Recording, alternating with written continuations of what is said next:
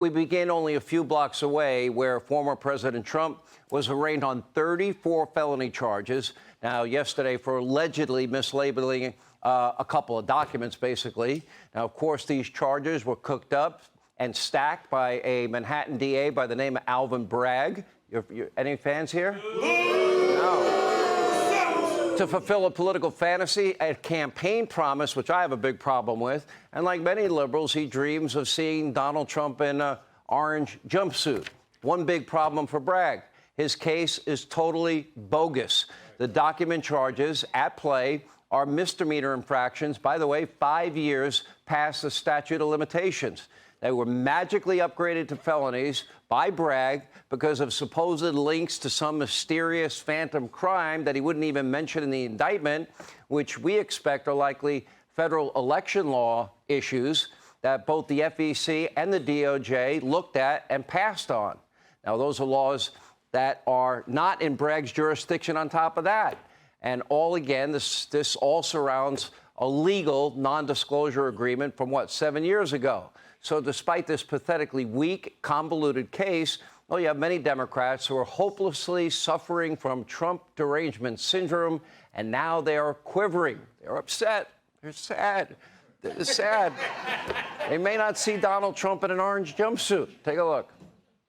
Regardless of what side, what party you're in, regardless of anything, it's just really sad that a former president is getting indicted. Well, there is a sadness, I think, that we got to this point in America. Well, it is a sad day for America. It's a new low for the American presidency. It's not a celebratory night.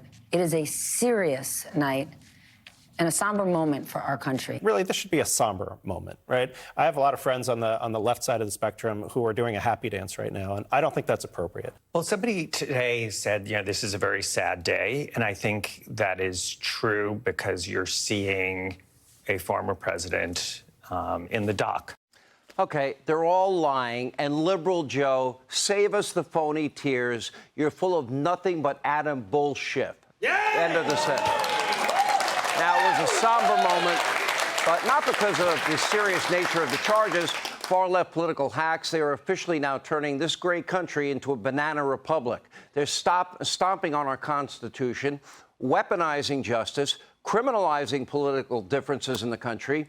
But here's the good news. For the first time in a while, Trump supporters and even some Trump haters, they're actually coming together. Donald Trump is uniting the country, at least some of us, against Bragg's idiotic, destructive political witch hunt. Look at this. Mitt Romney, he hates Donald Trump, but he released this statement, quote, "The prosecutor's overreach sets a dangerous precedent for criminalizing political opponents and damages the public's faith in our justice system." Former Congressman Justin Amash, who enthusiastically voted to impeach Donald Trump, he tweeted out, quote, "I am stunned that any prosecutor would move forward with this. It's even flimsier than we were led to believe. 34 stacked counts bootstrapped to an unstated crime to manufacture felony charges." And look at this headline. Fake news CNN. When would I ever quote them as a source? Anyway, not exactly a I love this crowd. Not exactly a pro-Trump organization. Quote, "Why the Manhattan DA case against Trump is so pathetically weak." And here's the left-wing website, Vox.com. They're not a fan of mine. Anyway, Bragg built one of the most controversial, high-profile criminal cases in American history upon the most uncertain of foundations, and that foundation could crumble into dust. And then there's this headline from the New York Slimy Times. "The Trump indictment is a legal embarrassment." Wow. I know, right? Even the New York Times gets it right once in a while. Meanwhile, on TV, you got the media mob. They were visibly disappointed. Liberal Joe and company, I thought they were going to cry. Take a look.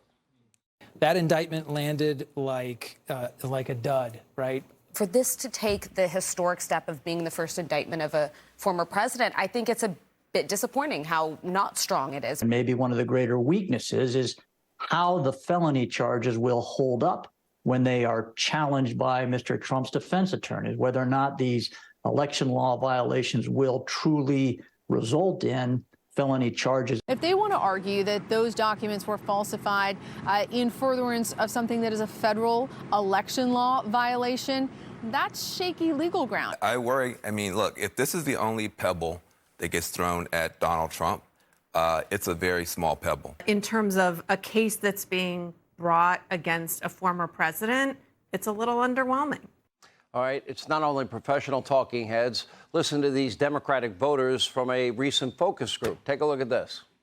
They were building this and building this. I mean, this is what Bragg ran on. There has to be something big. And quite frankly, look, I'm not a fan of Donald Trump, but I was expecting more. I mean, this is nothing new. Every president, everybody who gets ascended to political power has some sort of skeleton in their closet, right? So I frankly wasn't that surprised. My whole thing is they found the worst prosecutor in America to prosecute Trump. People, their buying power, their disposable income is shrinking. You know, that's a lot of concern for us to be worried about finance laws on the former president. I think we're concentrating on the wrong thing, and this may backfire.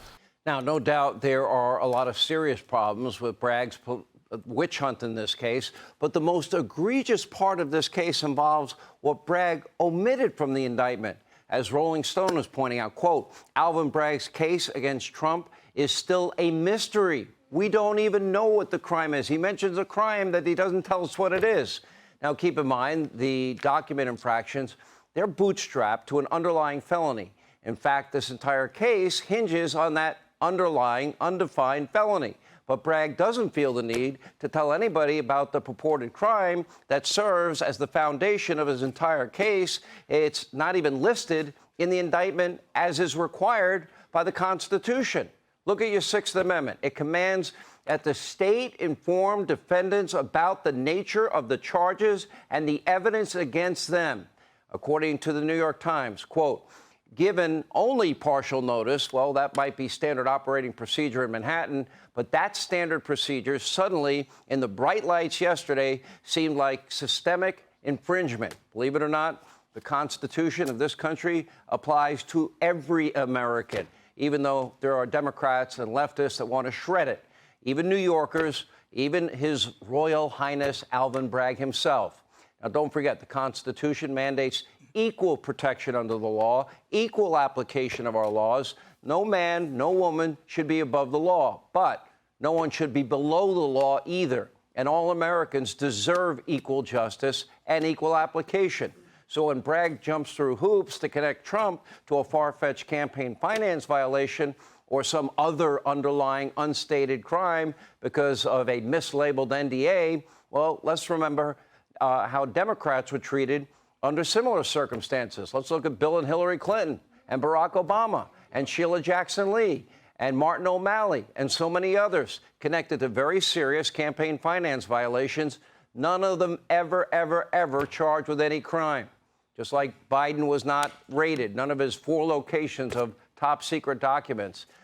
Just like Hillary Clinton got away with deleting subpoenaed emails, 33,000, and destroying devices with hammers, and of course removing SIM cards. And don't forget, Jim Comey said that dossier is verified, but earlier in the month before he signed it, his own agents went to Christopher Steele, offered him $1 million to corroborate it. He couldn't collect his $1 million. How come Jim Comey gets to celebrate the indictment of Donald Trump when, in fact, in my view, my humble view, I'm not a lawyer, he should be indicted. Hey, Sean Hannity here. Hey, click here to subscribe to Fox News YouTube page and catch our hottest interviews and most compelling analysis. You will not get it anywhere else.